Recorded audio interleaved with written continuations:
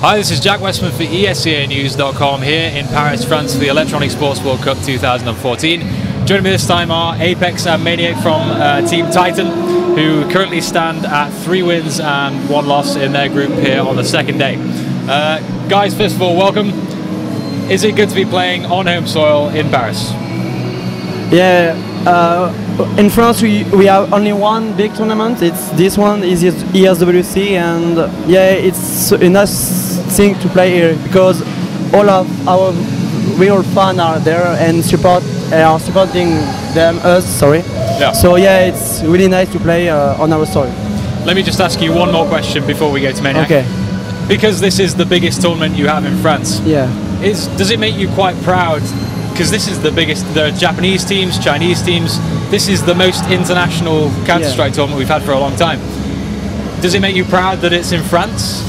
Yeah, because it's not like the big tournament like DreamHack, EMS Katowice, EMS Cologne. It's a bit different because it's the real World Cup. Even if the cash is not the same than the others, it's less. It's like the World Cup. So yeah, we played against Brazil, and it was really nice pleasure because I know some guys from their team won ESWC in 2006, I think, with MIBR. Yeah. So yeah, it's really nice to that France that ESWC is in France. Okay, and let's come to you now, Maniac. So, talking about your experience today so far through your group, you've played 4 matches, you've won 3 of them. You started off 16-9 against Kabam, which is the Brazilian team that apEX was just talking about. Did you expect them to get 9 rounds against you guys? Because that's not a bad effort. Actually, we both knew FNX and Fallen. They were like really good 1.6 players at the time. Exactly. I used to play 1.6, so I know them actually. And yeah, we knew it would be difficult. We knew that skill-wise they would be a good fight. Like, they gave us some crazy headshots, and we were ready for that.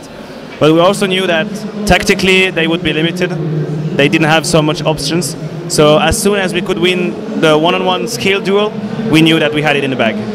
Okay, and was that much the same for the next game? Because then you played Platinum 16-8. They're presumably a team that you know far more, right? They're a French team. Do you play them a lot more often than other teams? Actually not. We don't really play against Platinum, but we knew it would be difficult for us because they have nothing to lose. Like, they could just play with no pressure. They can be relaxed. Every round they win is a bonus round. They should not even be here, so it's a chance for them to be here.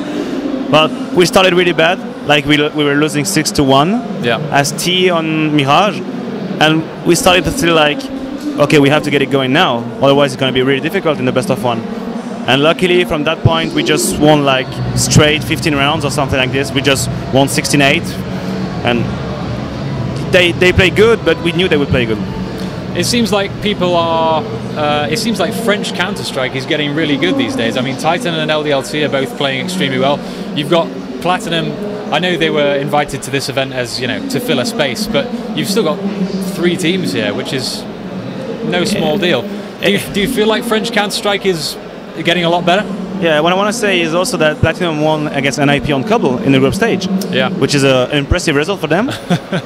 But yeah, I think they just need some experience in that kind of tournament, I mean, in France we all know that Platinum is a team with great potential, but they really lack the experience of the greatest tournament with a lot of pressure and stuff.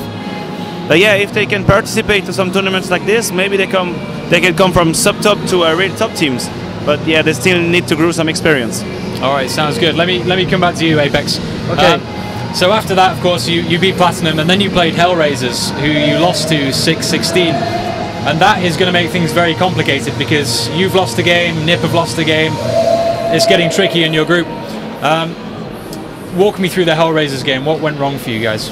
So we played Mirage and we start CD, but we made pistol and we lost some rounds in a row because we did little mistakes. One round Existence did a little mistakes because he didn't cover me or something like this. So and I did a mistake too after. So it was only little mistakes, and because of that we lost round pretty easily for them. So it was really hard because sometimes we made a round, but we didn't have a lot of money. So when they made the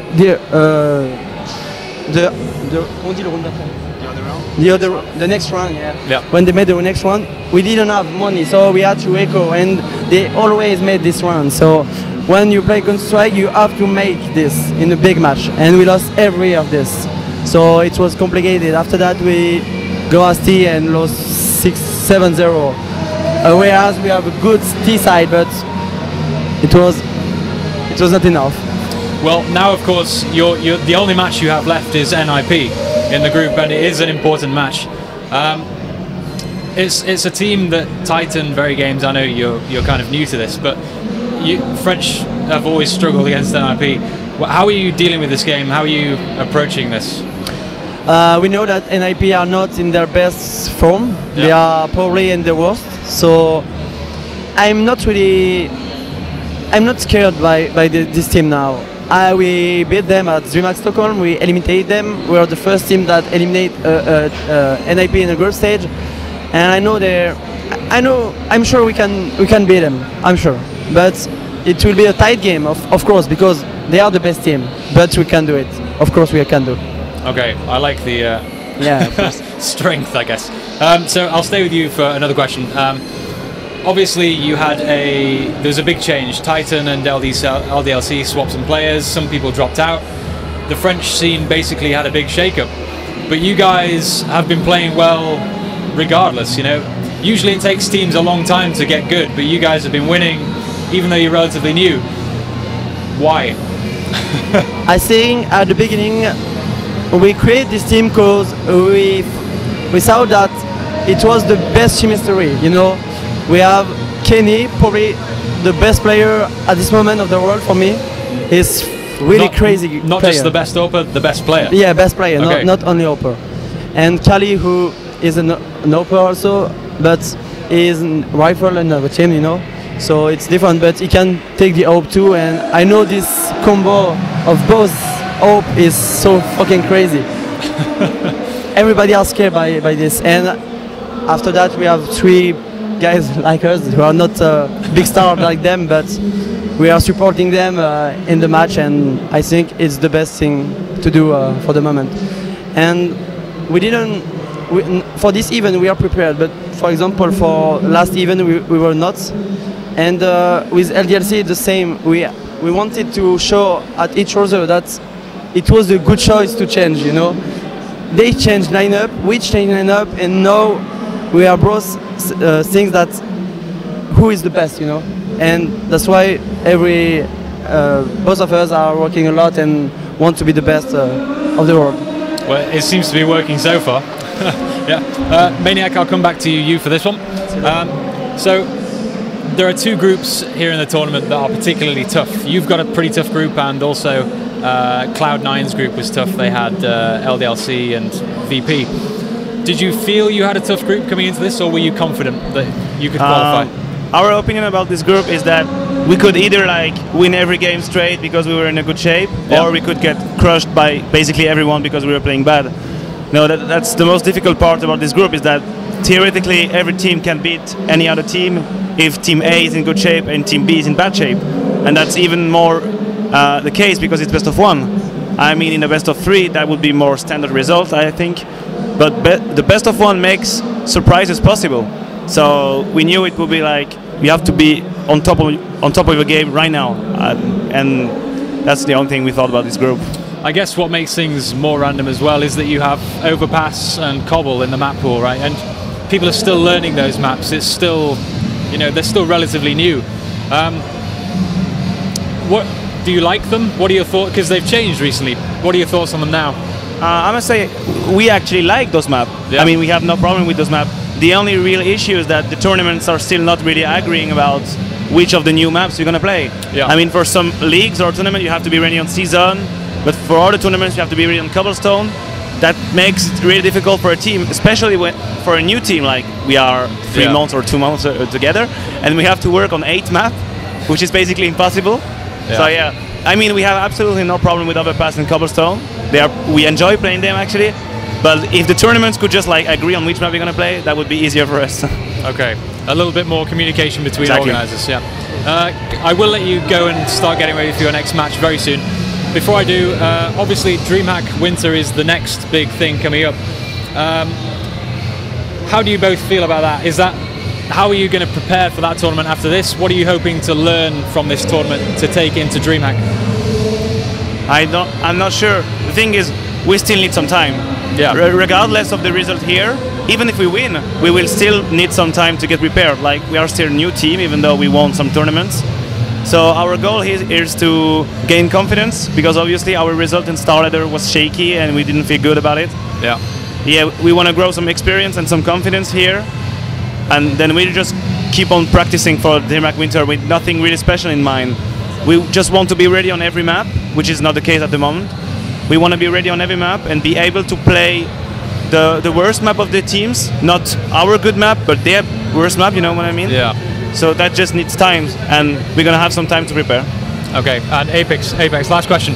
So if you do win this tournament, is it bad? Because it almost makes you a target, right? If you win this, teams start looking at you and anti-stratting you and planning to beat you at DreamHack. So is it almost bad if you win this? I don't think so, because we have, I think, 1 month until the DreamHack Winter. But I think in 1 month you can change some things. Mainly when you have existence in your team who are working a lot for the team. So I'm sure that 1 month is enough. Even if we win this tournament, I'm sure existence will work with us, of course. But he has a gap year, so that's why he's free to work on Counter-Strike. So yeah, but no, I'm also confident about DreamHack Winter. The goal at a big event like this is just to pass groups. And after that, for me, it's always bonus, because it's always big match. Last time we did the semi-final with LDLC, and it was probably the best event that we ever did so far, because it was incredible. All right, good answer. Guys, I will let you go. Before I do you have any shout-outs? Friends, family, sponsors? Well, of course, thanks to every fans out there. It's really nice meeting them. Their support is really important for us. And of course, thanks to Titan and Razer, who are supporting us and providing us best conditions to play Counter-Strike. No, it's okay. It's enough. Nothing to add? Okay. Right, guys, thank you very much. And for everyone at ESCA.net and ESCAnews.com, stay tuned for the rest of our coverage from Paris, France.